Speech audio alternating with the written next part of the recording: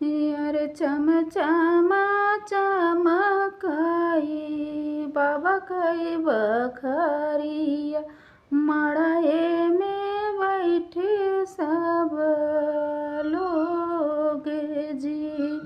आधे माड़ुआ बैठई भैया भतीजवा आधे में ससुर के लोग जी।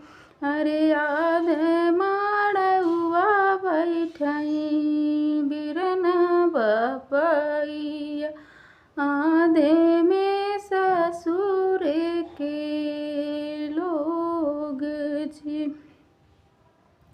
मड़े से बोल हैं दुल्हे कावन राम सुन धनाया रज हमार जी। मड़े से बोल